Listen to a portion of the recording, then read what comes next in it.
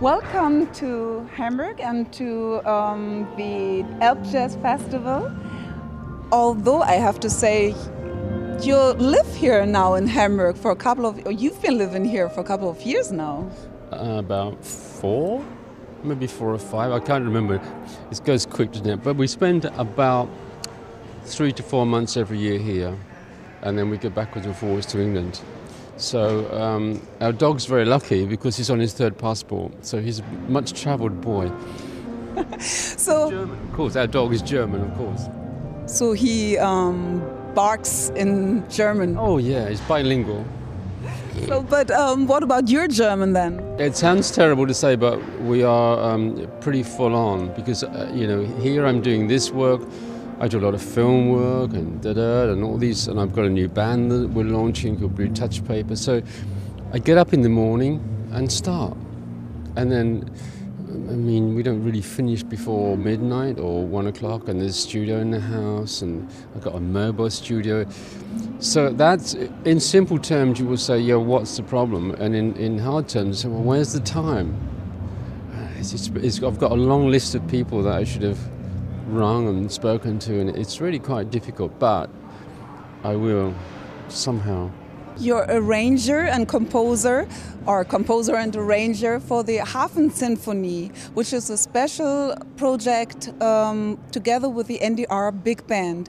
And maybe you can tell us what you had in mind when you started the project, because it's about a silent movie that we see in the background, and you composed the music for it. That's the way it looks like, but in fact, what it had to be not underscore.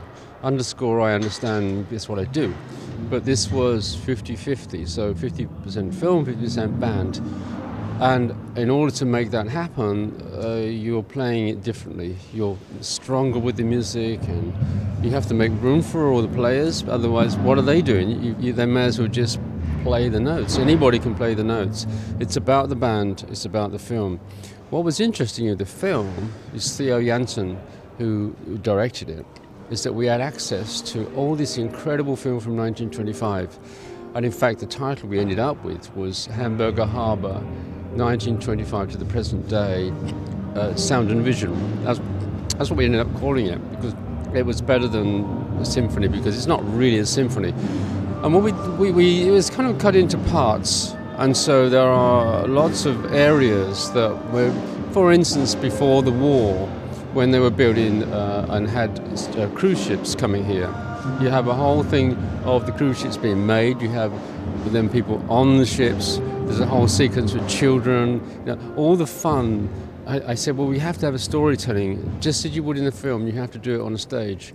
So you have to begin, middle, and end. So the beginning is all about the hardship. Fantastic, beautiful film from 1925. They made this for the cinema. It wasn't made for TV. And so the quality is, I think, it's really great and very artily filmed. Fantastic. Remember, the cameraman and the directors at that time were great. So we follow through the hardship, and then we also highlight the Reeperbahn and the fun, and Hans, I've forgotten the singer's name, the actor's name, very famous actor from the Reeperbahn. And anyway, there's a very famous film down there, and I said, well, we've got to take that song. So we have the song play, and then the band play as if they're joining in, whistles and the band. It's an interplay thing which I really wanted. We also tackled the war, very short, but you need to say, like everywhere else in the world, they've all had down spots, and then you pick up again, and we have Beatle film, which was amazing to get that.